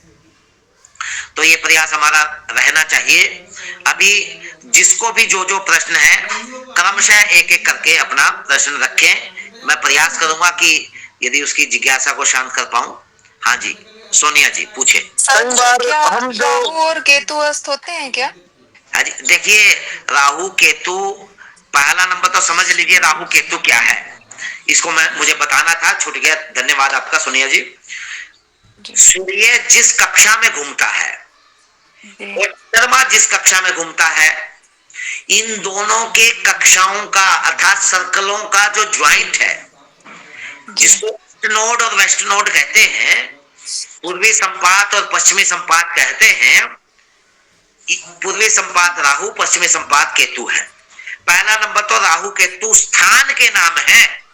ग्रह वो स्थान क्योंकि प्रभाव करता है, ग्रहण उत्पन्न करता है और अनेकों योग उत्पन्न करता है, इसीलिए उस स्थान का महत्व है। ये उसी तरह जैसे हम बाइक चला रहे हो और रास्ते में कोई गड्ढा हो, तो वह गड्ढा दूर से देखते ही हम प्रभावित होने लगेंगे, हमारी बाइक डिस्टर्ब होने लगेगी। यदि हम बैलेंस नहीं है तो मतलब कि एक्सीडेंट या दुर्घटना से बच नहीं पाएंगे। तो राहु और केतु पहला नंबर तो नोड है, यानी ये एक सर्कल के ज्वाइंट है, और यह सर्कल का जो ज्वाइंट है ये 3 कला और 11 विकला निरंतर पीछे की ओर जा रहा है। इसीलिए राहु केतु सर्वदा वक्री होते हैं, पहला नंबर। दूसरा नंबर, यह सर्वदा अस्त रहते हैं, ये कभी उदित होंगे ही नहीं, ये सर्वदा अस्त रहेंगे। फिर यदि आप सोचो कि स्काई मैप से आप इनको देख लोगे तो ये संभव नहीं, परंतु यदि आप वैसे बुद्धि लगा दें, क्योंकि स्काई मैप में भी मैंने कहा ना, आज पहले कहते थे दिन में तारे दिखा दूंगा, आज मैंने आपको दिन में तारे दिखा दिए, देखिए ग्रह दिखा दिए हमने, तारे की बात छोड़ दीजिए। ये टेक्नोलॉजी से संभव हुआ, क्योंकि किसी ने ठाना तो वो हम कर पाए और दिखा पाए या देख पाए। परंतु यदि आप भी उस तरह से ठान लेंगे कि नहीं मुझे देखना ही है राहु, क्योंकि राहु आप जान गए कि स्थान का नाम है, तो आपने आज देखा सूर्य किस सर्कल की किस लाइन पे है और चंद्रमा किस लाइन पे है।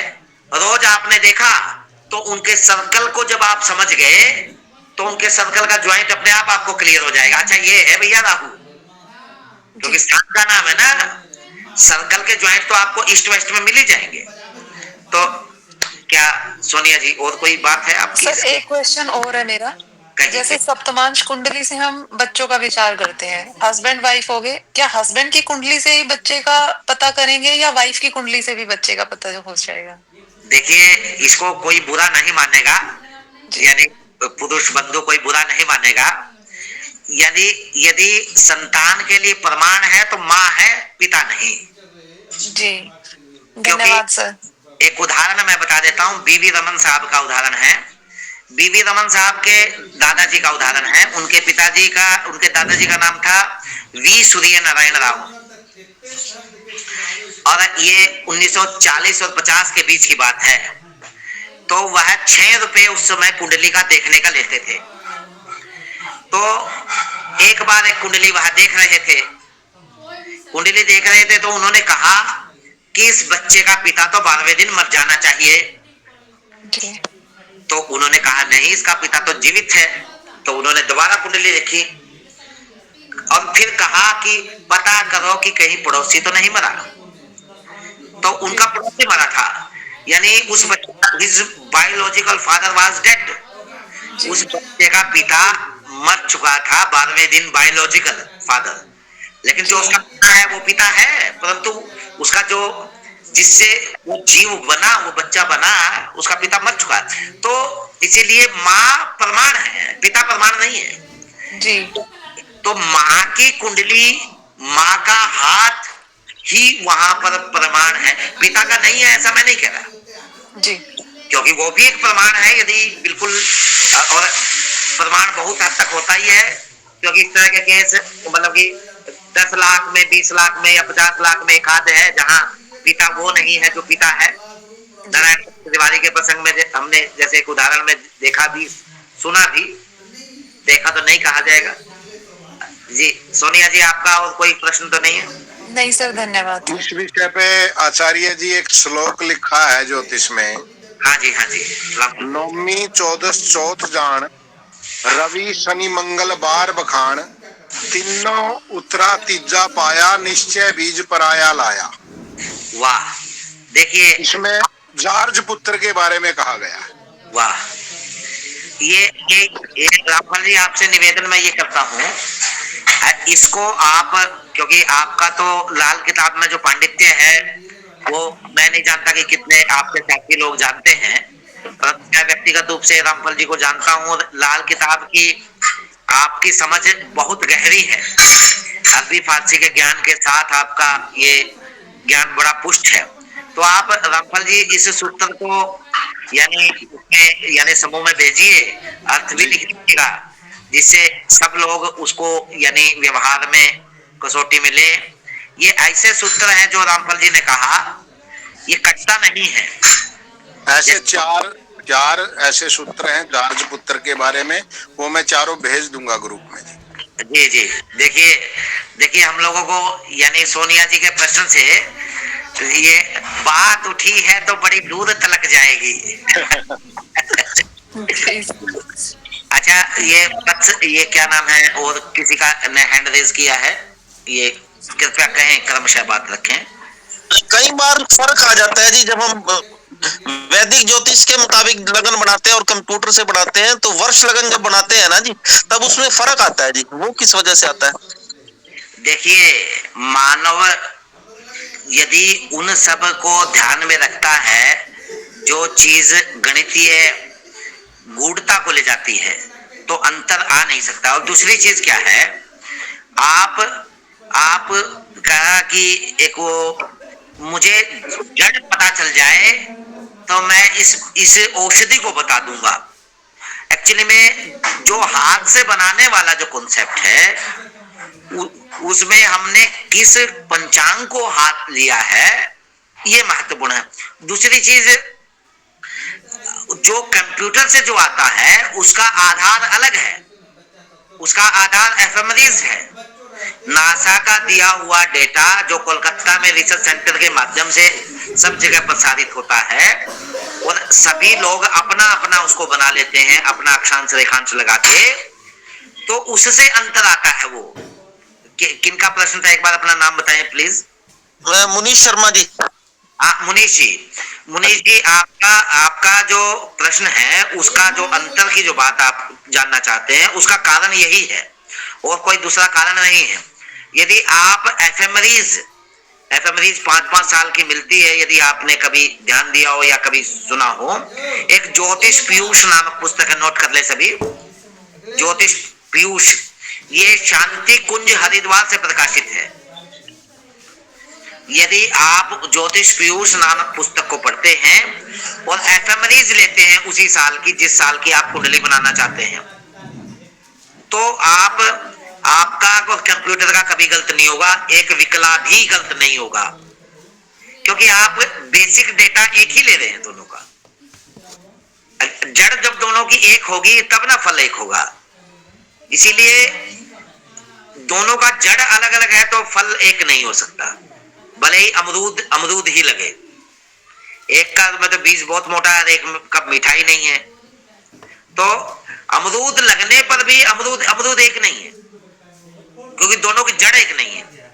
जड़ का मतलब हुआ कुंडली बनाए या वश प्रवेश बनाए, उसका आधारित डेटा जो हम प्रयोग कर रहे हैं, यदि आप एफएमआरआई से बनाते हैं तो आपका भी कंप्यूटर से मिलेगा, विकला नहीं प्रतिविकला भी मिलेगा, यदि प्रतिविकला तक भी आप गणित करते हैं।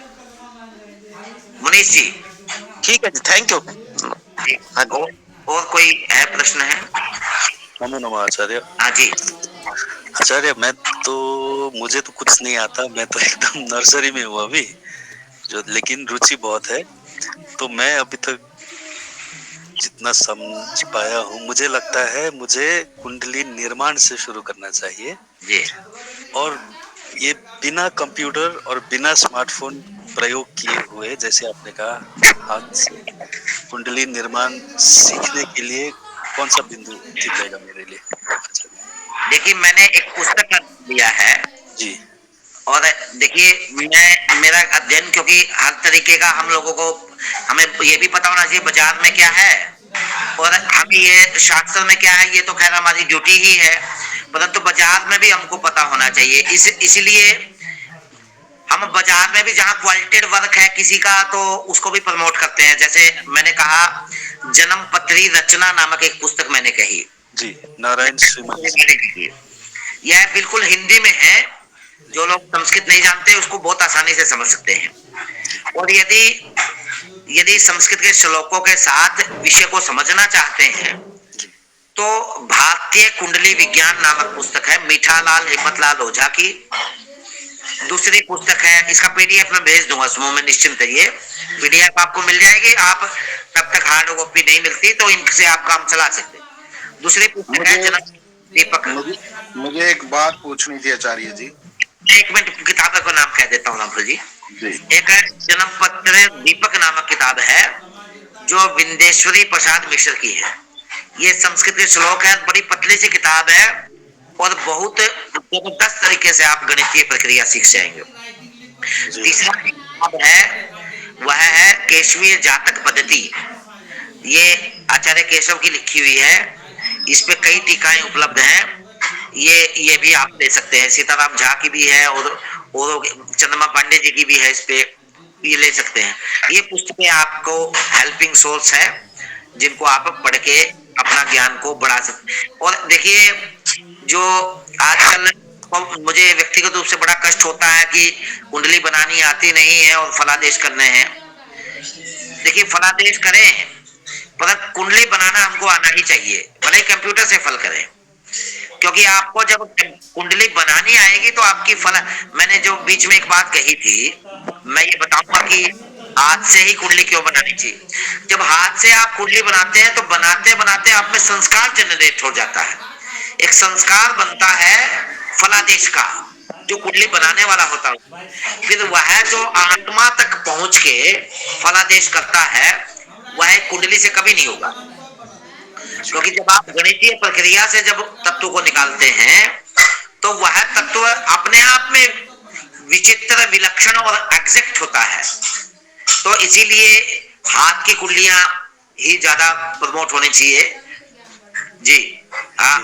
और हाँ जी, और रामफल जी कुछ कह रहे थे बीच में। धन्यवाद। मैं ये कह रहा था जी आचार्य जी, तोतापुरी जी जो महाराज थे स्वामी विवेकानंद के गुरु, वो मेरे से छठी पीढ़ी में मेरे रियल दादा थे और वो वर्ध पुत्र थे, मतलब बाबा राजपुरी के वरदान से हुए थे। और तब से लेकर मेरे पुत्र तक एक एक ही पुत्र होता है और वर्ध पुत्र होते हैं, आप तो जानते ही हैं जी। मतलब मैं उसका कोई रहस्य नहीं जान पाया कि वंश की वृद्धि का विस्तार क्यों नहीं हुआ।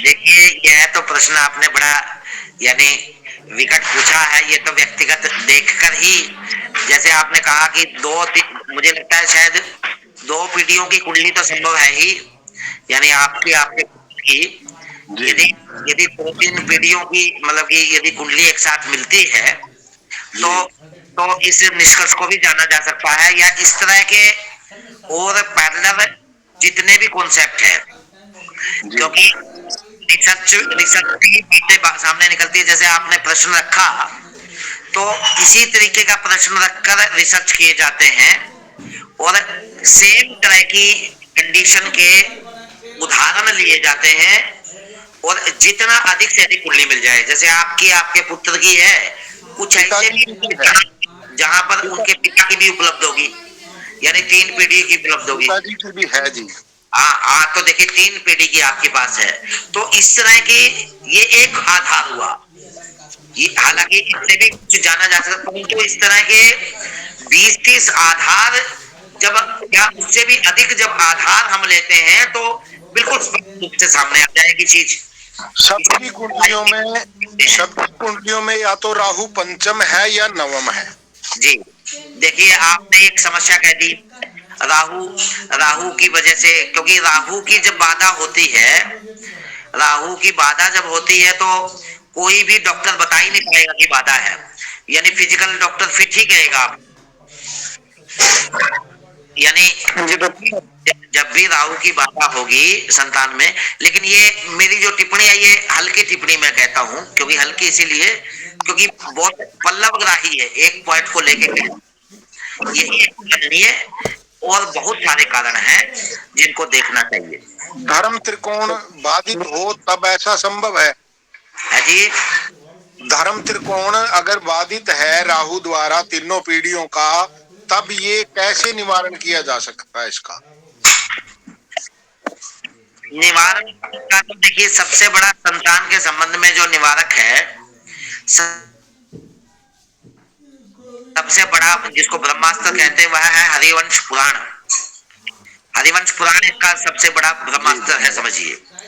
फिर अन्य यदि हल्के शस्त्र प्रयोग करते हैं, तो हल्के शस्त्र मुझे लगता है कि जैसी कंडीशन आप बता रहे हैं उस तरह की कंडीशन में नहीं है, परंतु यदि उस तरह की कंडीशन में हल्के शस्त्र प्रयोग करके देखा जा सकता है, वह है संतान गोपाल इत्यादि मंत्रों के जाप और हवन इत्यादि करने से। हाँ जी, अन्य धन्यवाद। सर मेरा यदि जैसे आजकल तो बाहर आते जाते हैं उस समय, या समुद्र यात्रा कर रहे हैं उस समय, अगर किसी औरत की डिलीवरी हो जाए, तो वो लॉन्गिट्यूड लैटिट्यूड किस प्रकार से निकाले जा सकते हैं? जब डिलीवरी हुई तभी लोकेशन भेज दीजिए। नहीं, जैसे बाई ओर है, क्योंकि ये तो धरती के अनुसार देश काल बनता है ना अपना। जी जी। समुद्र में है, वहां तो देश बनेगा ही नहीं, कोई भी स्थान ही नहीं बनेगा, कोई पॉइंट ही नहीं मिलेगा। जी, आपने जो प्रश्न पूछा है, ऐसा ही प्रश्न एक बार मेरे एक छात्र ने भी पूछा था। इसको और इसका स्केल का और विपिन जी म्यूट कर लीजिए गुरुजी स्पष्ट। नहीं, मैं इसको और पहले इसको फैला देता हूँ इस क्वेश्चन को, क्योंकि यानी मान लीजिए अंतरिक्ष में पैदा हो जाए, क्योंकि अंतरिक्ष में पैदा हो जाए, अंतरिक्ष में पैदा होने का मतलब सैटेलाइट्स पे गए और वहां पैदा हो जाए, वहां यदि पैदा हो जाए, मान लीजिए मंगल पे गए, मंगल पे पैदा हो जाए, वहां से लेके आता हूं आपके प्रश्न की ओर। मंगल, पहला नंबर तो क्या मंगल पे संभावना है कि नहीं पैदा होने की। दूसरा नंबर जो कंडीशन है, यदि मान लीजिए पैदा हो गया, तो हमारे जितने भी सिद्धांत हैं ज्योतिष के, वह भूसापेक्ष सिद्धांत हैं।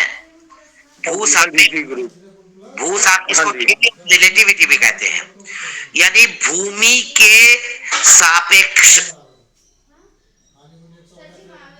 सिद्धांत है। यानी भूमि को प्रभावित करने वाले जो 9 ग्रह हैं या 7 ग्रह हैं, भूमि को यदि आप मंगल में रहेंगे, तो वहां प्रभावित करने वाले ग्रह या सोल्स ज्यादा या कम हो सकते हैं।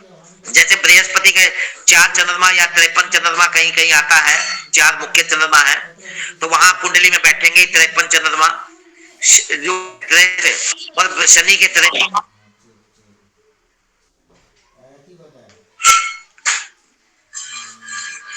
तो आवाज क्या आ रही है? बीच में फोन आ गया था। तो इसीलिए पहला नंबर तो क्या पैदा हो भी सकता है कि नहीं, एक लेकिन ये तो रिसर्च का विषय है, ये चिकित्सक लोग या डॉक्टर लोग ही या वैज्ञानिक लोग ही उसका अन्वेषण कर पाएंगे। जब जब उस तरह की चीज होगी तो बाकी चीजें होंगी।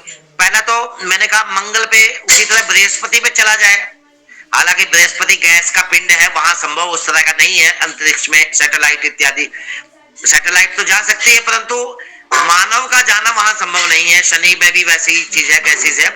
परंतु यदि मान लीजिए हम उस तरह का निजात भी कर लें कि वहां वहां चले गए और स्टेबल हो गए, तो क्या पहली चीज तो क्या वहां जन्म हो सकता है? दूसरी चीज, यदि जन्म हो सकता है तो वहां वहां पर प्रभावित करने वाले जो जो सोर्स होंगे वो सोर्स लेने पड़ेंगे। अब ये वाले तो धरती के लिए हमने बना रखे हैं क्योंकि हम धरती पे रह रहे हैं। अब वो क्या बोलते हैं, जो सबसे अमीर व्यक्ति हैं, जो टेस्ला के मालिक हैं, अब क्या नाम, एलन मस्क। एलन मस्क साहब की तैयारी तो यही है कि चंद्रमा और मंगल पे भी सीमेंट बजरी ले जाकर मकान बनाया जाए। तो उस तरह की जब संभावना होगी तो वो अन्वेषण भी जरूर किए जाएंगे और क्या करेंगे ही लोग। परंतु आज वर्तमान, और दूसरी चीज, यदि मान लीजिए दिल्ली से कहीं और अन्य जगह ले जाया गया और उस तरह की स्थिति होती है, तो जहां पर यदि जमीन पे पहली बार आता है बच्चा, वहीं का जन्म का समय उसका माना जाएगा। क्योंकि जमीन पे आया तो वही प्रभावित करेगा उसको सोर्स। क्योंकि जमीन के लिए हम शुभ अशुभ फल कर रहे हैं, और जमीन, ये शरीर भी तो एक जमीन ही है ना, पंच महाभूतों का। तो ये जब धरती पे आया, इसीलिए अब एक बार मैं सोच रहा था कि ये हनीमून के लिए वहां कुल्लू मनाली क्यों जा रहे हैं और वो स्विट्जरलैंड वगैरह क्यों जा रहे हैं। वो इसीलिए जा रहे हैं क्योंकि कंसीविंग का जो प्लेस है, वो प्लेस का असर है उस स्थान का। जो गर्भाधान का जो समय है, स्थान और समय दोनों की महत्ता है। वो स्थान, इसीलिए उस स्थान को लिया जाता है। तो देखिए सदानंद जी, जब स्थान पे जब बच्चा आएगा वही उसका समय मानना है। पहला नंबर तो खैर डॉक्टर जाने ही नहीं देते, डिलीवरी केसेस को जाने नहीं देते फ्लाइट में। परंतु यदि मान लीजिए स्पेशल परमिशन से चला जाए, क्योंकि स्पेशल परमिशन से यदि चला गया तो, क्योंकि इस क्रिटिकल कंडीशन में तो डॉक्टर वैसे ही अलाउ नहीं करता। मान लीजिए चला भी गया तो धरती पे जब पहले आया, जब तेरे पांव जमीन पे ठहरे, तो फिर वहां से बात शुरू होगी। हाँ जी, और किसी साथी का हो तो पूछ। गुरुजी प्रणाम। मेरे कुछ एक प्रश्न है। एक तो इसी में ही मैं इंक्लूड कर देता हूँ, जैसे आपने भी कहा कि एरोप्लेन में जब जन्म हुआ तो जब जमीन पे आए तो हम माने, क्या उसमें हम ऐसे भी ले सकते हैं कि जहां पर जातक का जन्म होता है एरोप्लेन में, उसके सापेक्ष में नीचे भू पे जो भी लॉन्गिट्यूड लैटिट्यूड होगा उसको हम माने? मतलब ये वैसे रख रहा हूँ मैं बात, इसको आप पुष्टि कर दें। देखिए, मैं इसकी पुष्टि, यानी यही है मेरा जो व्यक्तिगत मानना है इस विषय पे, मेरा व्यक्तिगत मानना ही कह सकता हूं, क्योंकि इस तरह की संभावनाएं तो अन्य नहीं सुनी है और मतलब की पॉसिबिलिटी थोड़ा कम है। परंतु जब भले ही अंतरिक्ष में रहने पर, अंतरिक्ष का मतलब जमीन पे नहीं है, तो वहीं से सीधा डोरी लेकर नीचे लेने पर, अक्षांश रेखांश की डोरी लेने पर मुझे नहीं लगता कि वह होगा। और तो जब जमीन पे आएगा उसी को लेना चाहिए। ठीक है जी। मेरे अन्य प्रश्न है गुरुजी।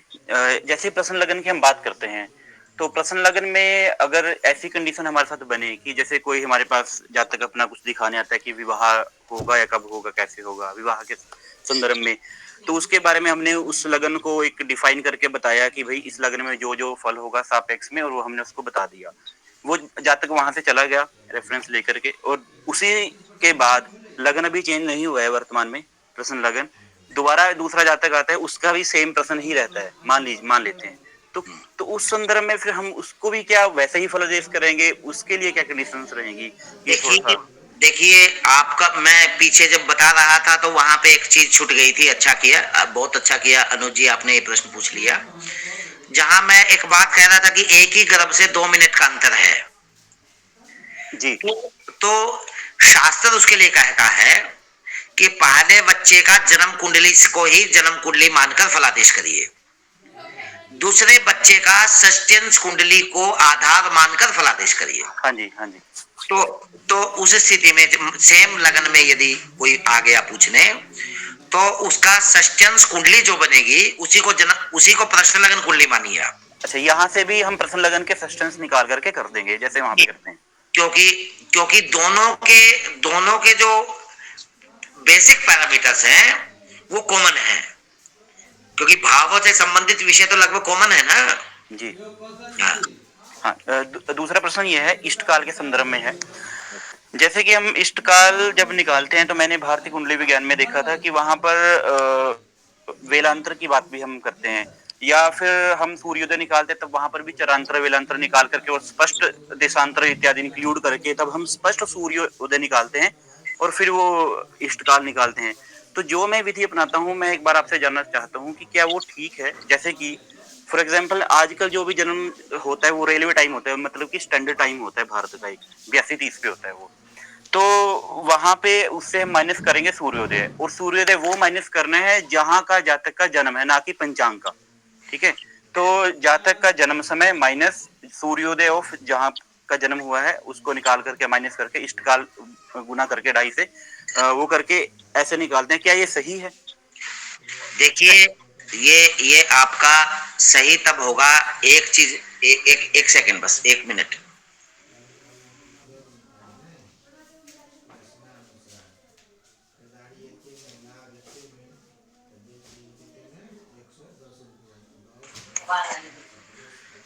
क्षमा करिए।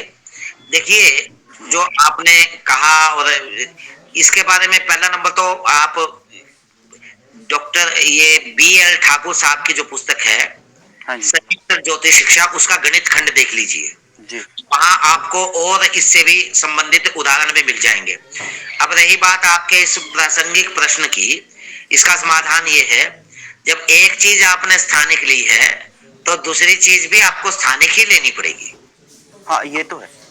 तो इसीलिए उसको जन्म समय को भी आपको स्थानिक बनाना होगा, देशांतर का संस्कार करके। नहीं, मैं कह रहा हूँ कि जन्म समय जो हमने स्थानिक नहीं बनाया, हमने स्टैंडर्ड ही रखा है, अभी स्थानिक नहीं, लोकल मीन टाइम हम नहीं बना रहे हैं। और जो सूर्योदय है वो भी हम स्थानिक नहीं बना रहे हैं, स्थानिक स्टैंडर्डाइज्ड बना रहे हैं, उसके अंदर देशांतर लगा करके स्टैंडर्डाइज स्थानिक। देखिए, मैं समझ गया। आप यदि कोई संस्कार आप नहीं करते, सूर्योदय में भी आप कोई संस्कार नहीं करते, और आप क्या कहते हैं, जन्म समय में भी कोई संस्कार नहीं करते, मान लेते हैं, तो सूर्योदय भी आपने स्टैंडर्ड लिया है जी। स्टैंडर्ड सूर्योदय का मतलब हुआ किसी स्थान का नहीं जी, किसी स्थान का नहीं, किसी पंचांग से लिया हुआ नहीं। यदि सूर्योदय भी आपने स्टैंडर्ड लिया है, जन्म समय भी स्टैंडर्ड लिया है, तब उसके उन दोनों के आधार पे अंतर पे जो इष्टकाल आएगा, वही इष्टकाल दोनों में संस्कार करके स्थानिक बनाने पर भी वही आएगा।